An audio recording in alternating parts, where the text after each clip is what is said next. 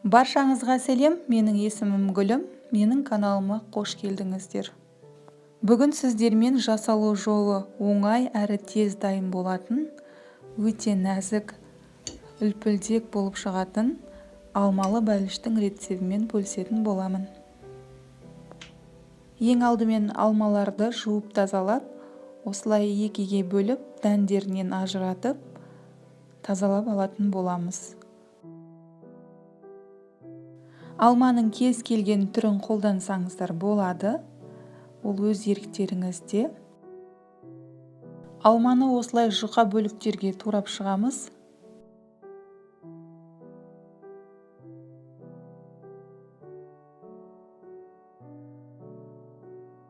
Онға қамыр қопсытқышты салып, біркелкі етіп араластырамыз. Үй температурасында тұрған жұмсақ сары майымызға қант қосамыз және ванильный сахар қосамыз. Миксердің көмегімен қант ерігенше жақсылап араластырамыз. Миксер болмаса, венчикпен жасауға да болады. Қанты ерігеннен кейін үстіне жұмыртқаны саламыз, тұз саламыз және жақсылап араластырамыз. Дайын болған массамызға ұнды електен өткіздіріп қосатын боламыз.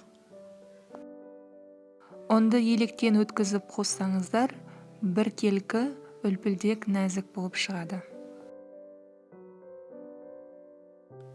Біздің массамыз дайын болды. Осындай жұмсақ, нәзік масса болып шығады.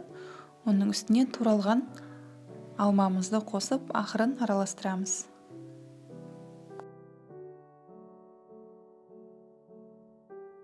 Диаметрі 20-22 см болатын формамызға салып, бір текіс етіп жайып шығамыз. Төрт бұрышты немесе ұзынша формалары да жарайды, ол өз еріктеріңізде. Бәліштің бетін әсемдеу үшін алманы өте жұқа етіп пластинка ретінде турап аламыз. Жұқа болу қажет.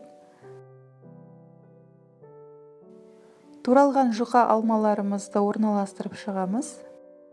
Үстінен қант себеміз және сары май жағамыз. 180 градуста 35-40 минут пісіріп аламыз. Піскенін ағаш таяқшамен тексереміз. Таяқша құрғақ болып шығуы қажет, сонда піскен болады. Міндетті түрде дайындап көріңіздер. Өте нәзік, үлпілдек, ауызда еритін бәліш болып шығады. Комментарияда өз ойларыңызды бөлісіп, каналыма тіркеліп, лайк басып кетуді ұмытпаңыз.